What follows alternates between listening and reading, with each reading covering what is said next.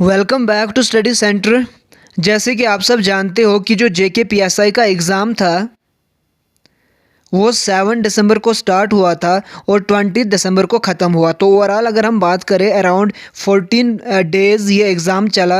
और अगर ओवरऑल हम बात करें तो 25 प्लस शिफ्टों में ये एग्ज़ाम कंक्लूड हुआ। और हम यहाँ पे अब इस वीडियो में ये जो वीडियो है ये बनाने का मेरा पर्पज़ ये है कि हम हर एक शिफ्ट का जो क्वेश्चंस होंगे वो और उसके आंसर्स हम यहाँ पे बताएंगे, जिससे आपको जो आंसर की है वो समझ आ जाएगी। यानी एक किस्म का जो ये वीडियो है ये एज ए आंसर की है, क्योंकि जैसे अगर 7 दिसंबर का पेपर होगा, शिफ्ट 1 होगी, उसको मैं पूरे 120 जो क्वेश्चंस होंगे वो मैं आपके सामने लाऊंगा और उनके आंसर्स भी मैं आपको यहाँ पे बताऊंगा, ताकि आप समझ पाओगे कि हमने कौन कौन से क्वेश्चन रॉन्ग किए और कौन से राइट किए, और अकॉर्डिंगली आप अपने क्वेश्चंस के साथ मैच करके अपना जो आंसर है, जो अपना फाइनल मार्क्स है वो आप डिसाइड कर पाओगे, वो आप काउंट कर पाओगे। तो ये जो वीडियो है ये एक किस्म का आंसर की का रोल अदा करेगा। तो हम देखते हैं सबसे पहले जो 7 दिसंबर को पेपर हुआ था उसकी जो 2 शिफ्टें हुई थी, शिफ्ट 1 और शिफ्ट 2। सबसे पहले हम इन 2 शिफ्टों का पेपर यानी कंप्लीट 120 क्वेश्चंस देखेंगे। उसके बाद हम 8 दिसंबर 9 दिसंबर इसी तरह से चीज़ें कंटिन्यू करेंगे अगले पार्ट्स में, ठीक है। तो आज हम सबसे पहले यहाँ पे 7 दिसंबर की जो 2 शिफ्टें हुई थी उसके पेपर का हम यहाँ पे डिस्कस नहीं करेंगे बल्कि हम डायरेक्ट क्वेश्चन और आंसर बोलेंगे। आप अपने हिसाब से देख लेना कौन सा क्वेश्चन आपका आंसर गलत रहता है और कौन सा ठीक रहता है, और फाइनल में आपको पता चल जाएगा कि आपका जो मार्क्स है वो कितने बन रहे हैं। तो देखते हैं सबसे पहले यहाँ पे ये 7 दिसंबर सेकंड शिफ्ट का पहले खुला है मेरे यहाँ पीडीएफ में पेपर। तो सबसे पहले हम यही डिस्कस करेंगे, इन्हीं के आंसर हम डिस्कस करेंगे। देखिए जो क्वेश्चंस थे 7 दिसंबर सेकंड शिफ्ट में वो इस तरह के थे। अगर हम पहले क्वेश्चन की बात करें, यानी पहला क्वेश्चन का मेरा मतलब ये नहीं है कि वहाँ पे भी पहला ही था, मतलब जो मैंने अपने हिसाब से पहला दूसरा तीसरा इनको सीरियल नंबर दिया हुआ है। तो एक क्वेश्चन था, पहला क्वेश्चन था शीशम इज़ प्रेजेंट, यानी जो शीशम है वो कौन से किस तरह के फॉरेस्ट में पाया जाता था। तो इसका जो राइट आंसर है वो हो जाएगा ट्रॉपिकल डिसीडियस फॉरेस्ट। यानी अगर आपने इसका आंसर शीशम वाले का आंसर ट्रॉपिकल डिसीडियस फॉरेस्ट लिखा है तो आपके 1.25 प्लस मार्क्स मिल जाएंगे, सिंपल सी बात है। उसके बाद दूसरे क्वेश्चन पे आते हैं, कैरलियस फोर्स इज़ मैक्सिमम एट। दूसरा क्वेश्चन क्या था कि जो कैरलियस फोर्स है वो मैक्सिमम कहाँ पे होती है। जो ऑप्शंस थे वो थे इसी तरह के कुछ, maximum at poles, maximum at equator वगैरह। तो इसका जो राइट आंसर था वो था maximum at poles, maximum at poles. तो जिसने भी ये आंसर किया उसको ये क्वेश्चन जो है वो ठीक हो जाएगा। बाकी जिसने अगर और कोई आंसर किया है तो कोई बात नहीं, आगे और चलेंगे, देखते हैं चीज़ें कैसी होती है।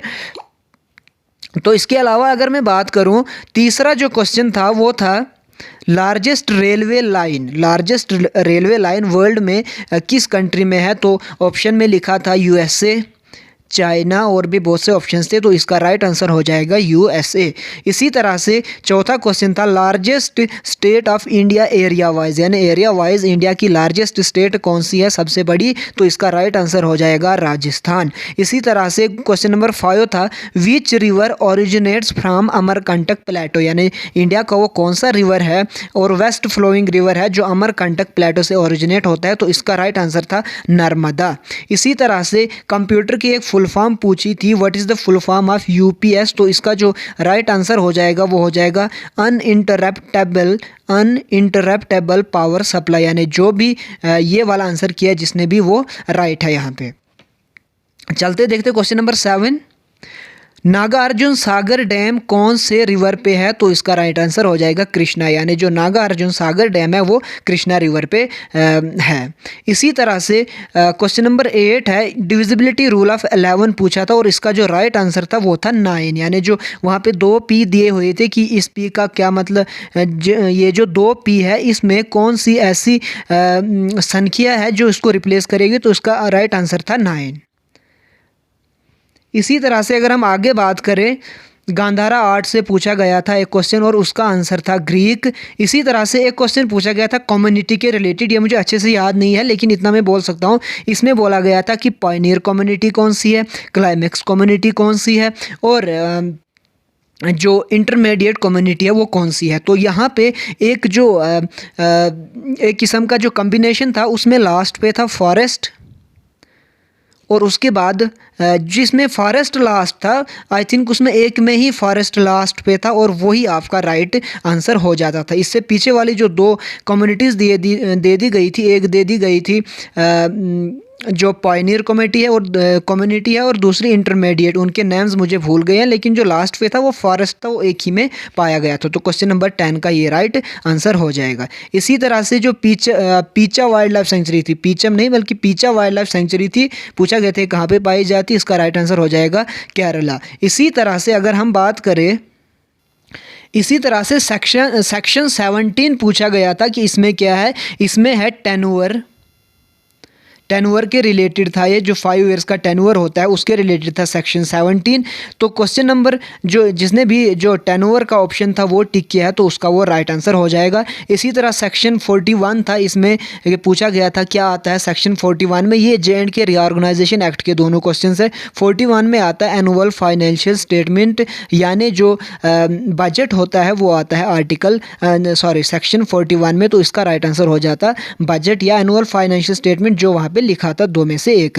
इसी तरह से लिखा था कि जो सिविल डिसोबीडियंस मूवमेंट है वो स्टार्ट कब की गई थी, और वहाँ पे एक चीज़ थी 1930 एक ही ऑप्शन था, बाकी थे 1916 अलग अलग, यानी जो 1930 वाला ऑप्शन जिसने भी टिक किया है वो इसका राइट आंसर हो जाएगा। इसके अलावा जो क्वेश्चन नंबर 15 है वो पूछा गया था कि जो फर्स्ट प्रेसिडेंट ऑफ कांग्रेस थे वो कौन थे, तो इसका जो राइट आंसर है वो हो जाएगा उमेश चंद्र बनर्जी, यानी जिसने भी ये लिखा है उसका राइट आंसर हो जाएगा। तो चलते आगे क्वेश्चन नंबर 16 देखते हैं क्या है। ये था कि नॉन कॉर्पोरेशन मूवमेंट किसने स्टार्ट की थी, इसका राइट आंसर हो जाएगा महात्मा गांधी ने स्टार्ट की थी नॉन कॉर्पोरेशन मूवमेंट।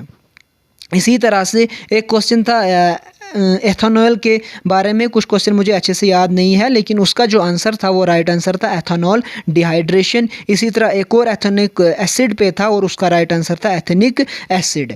इसी तरह से क्वेश्चन नंबर 19 की बात करें तो कैल्शियम डेफिशिएंसी का जो क्वेश्चन था उसका राइट आंसर था विटामिन डी। इसी तरह से एक और क्वेश्चन नंबर 20 पूछा गया था कि जो लाख बख्श है वो किसको बोलते हैं, तो मोहम्मद बिन तुगलक को लाख बख्श के नाम से पुकारा जाता था। पायरामिड ऑफ बायोमास से एक क्वेश्चन था कि जब पायरामिड ऑफ बायोमास होता है तो वो इंक्रीज होता है डिक्रीज होता है, तो उसका राइट आंसर था डिक्रीज होता है। ठीक है, तो इसका जिसने भी राइट आंसर लिखा है डिक्रीज, जब वो एक टॉपिक से दूसरे टॉपिक जाता है तो जो बायोमास है वो इंक्रीज होता है डिक्रीज होता है, तो इसका राइट था आंसर डिक्रीज होता है। इसी तरह से एक इन्वेस्टमेंट के रिलेटेड था कि वो कौन सा गूगल दिया हुआ था, मीटा दिया हुआ था, इसी तरह से और भी 2-3 ऑप्शन दिए हुए थे कि किसने इन्वेस्टमेंट किया फॉर द डेवलपमेंट ऑफ किसी स्टेट का कुछ लिखा था, तो उसका राइट आंसर था गूगल। इसी तरह से अगर हम 23 क्वेश्चन पे देखें, यहाँ पे दिया हुआ था कि टेम्परेचर इन्वर्जन, मतलब इसका जो राइट आंसर था, क्वेश्चन कुछ इस तरह का था कि जब हम ऊपर जाते हैं, देखिए नॉर्मली जब हम ऊपर जाते हैं, जैसे जैसे हम ऊपर जाते हैं टेम्परेचर डिक्रीज होता है, लेकिन अब अगर हम जस्ट ए मिनट, अब अगर हम जैसे जैसे ऊपर गए और टेम्परेचर इंक्रीज हुआ तो उसको क्या बोलते हैं, क्वेश्चन उस तरह का था और इसका राइट आंसर था टेम्परेचर इन्वर्जन। तो इसी तरह क्वेश्चन नंबर 24 था, वो था कि जो कालीबंगन जो न्यू इंडस वैली सिविलाइजेशन की साइट थी वो कौन सी स्टेट में पाई जाती है, तो इसका राइट आंसर था राजस्थान। अब देखिए जो मैं यहाँ पे क्वेश्चंस का आंसर बोल रहा हूँ, अगर कोई आंसर में गलत बोल दूँ, क्योंकि JK SSB से भी गलती हो जाती है आंसर की में, तो जाहिर सी बात है अगर कोई गलती हो गई होगी मुझसे तो आप कॉमेंट बॉक्स में मुझे करेक्ट कर देना। इसी तरह से मायोपिया बोला गया था रिलेटेड टू, तो इसका सीधा सा आंसर था ह्यूमन आई। इसी तरह बोला गया था फ़हीन किसके टाइम पे इंडिया में विजिट किए थे, तो ये आ जाएगा चंद्रगुप्त II के टाइम पे। तो पैसेज जो थी, पैसेज भी बहुत इजी टाइप थी, पैसेज में था वही विटामिन डी का क्वेश्चन था, विटामिन डी विटामिन सी के बारे में था, फिर विटामिन डी के बारे में और सी के बारे में एंड में क्वेश्चन पूछा गया था। इसी तरह से एक रीजनिंग का क्वेश्चन ऑड वन आउट दिया गया था, यहाँ पे दिया गया था कि light is related to blind in the same manner dumb is related to what, तो ऑप्शन में बहुत से थे तो इसका राइट आंसर हो जाता था साउंड। देखिए क्योंकि जो ब्लाइंड होता है वो लाइट को नहीं मतलब देख सकता है एक किस्म का, इसी तरह अगर वो डम्प है जो अंधा बहरा है तो वो सुन नहीं सकता है, तो आवाज़ आ जाता, साउंड इसका राइट आंसर था। इसी तरह से एफडीआई इन्वेस्टमेंट का पूछा गया था कि जब रिफॉर्म्स हुई थी, न्यू रिफॉर्म्स हुई थी, तो एफडीआई इन्वेस्टमेंट अप टू कितना हुआ था, कुछ इस तरह का क्वेश्चन था। तो इसका राइट आंसर था 51%। अगला क्वेश्चन पूछा गया था क्वेश्चन नंबर 30 कि कितने परसेंट होते हैं काउंसिल ऑफ मिनिस्टर, यानी जो लोकसभा में सीट्स होती है, लोकसभा में टोटल सीट्स होती है, उसका कितना परसेंट होते हैं काउंसिल ऑफ मिनिस्टर। तो इसका राइट आंसर था 15%।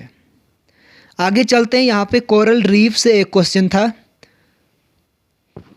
अभी मुझे ये याद नहीं आ रहा है, मैं एंड पे इसको कर देता हूँ डिस्कस। अभी के लिए इसको रखिए, आप थोड़ा वेट कीजिए इसका। मैं देखता हूँ जो मैंने एक्चुअल नोट्स में, वहाँ पे मैंने इसका आंसर लिखा हुआ है।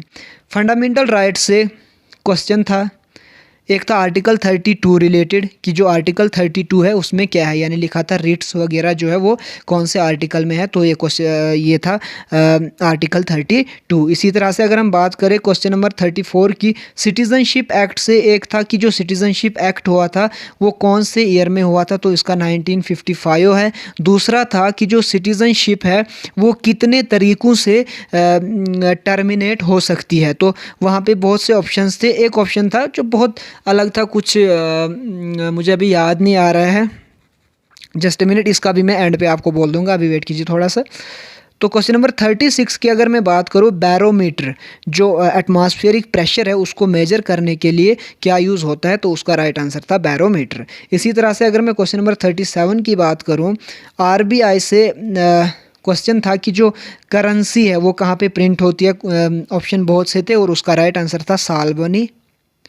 इसी तरह से लीपर्ड से एक क्वेश्चन था, जो स्नो लीपर्ड है उसको कंजर्व करने के लिए कौन सा इनिशिएटिव स्टार्ट किया गया था। तो ये मुझे भी पूरी तरह से ये प्रोग्राम याद नहीं है, लेकिन स्टार्टिंग में इसका था स्नो लीपर्ड कंजर्वेशन प्रोग्राम, इस तरह का कुछ था। तो यही उसका राइट आंसर था। इसी तरह से पूछा गया था कि जो शंघाई कॉरपोरेशन ऑर्गेनाइजेशन की है जो मीटिंग हुई वो कहाँ पर हुई, वो उज़्बेकिस्तान में हुई थी, ये पूछा गया था।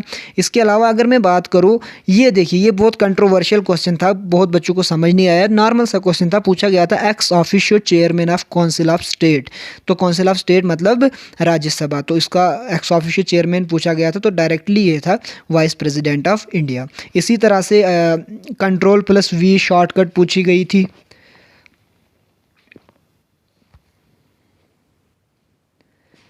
अगर कंट्रोल प्लस वी के बाद में बात करूं, नेशनल इमरजेंसी का आर्टिकल पूछा गया था जो कि था 352। वी का पूछा गया था, इसका ये हो गया पेस्ट।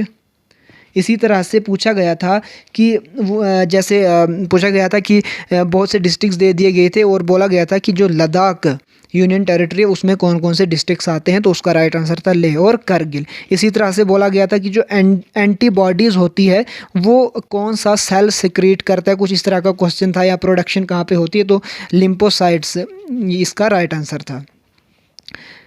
इसी तरह से एक और क्वेश्चन था करंट अफेयर के रिलेटेड कि जो डॉक्यूमेंट्री ऑस्कर मूवी है वो किस मूवी को मिला है। तो इसका जो क्वेश्चन नंबर 46 का जो राइट आंसर था वो था summer of soul, summer of soul. इसी तरह से आगे अगर हम बात करें, ये वाला एलिफेंट इज रिलेट सॉरी यहाँ पे लिखा था ऑड वन आउट करना था, odd one out. Elephant related to sorry odd one out था, एलिफेंट था, एक सीड था, एक हर्ब्स था और शर्ब्स था। अब देखिए शर्ब्स, हर्ब्स एंड सीड तीनों एक कम्युनिटी से बिलोंग करते हैं, तो एलिफेंट अलग था। तो इसका राइट आंसर एलिफेंट ही था। कश्मीरी स्टैग से एक क्वेश्चन था, स्टेटमेंट्स दो दी गई थी। पहली स्टेटमेंट दी गई थी कि जो स्नो लीपर्ड है, जो कश्मीरी स्टैग है वो रिवराइन फॉरेस्ट में पाया जाता है, और ये राइट स्टेटमेंट थी।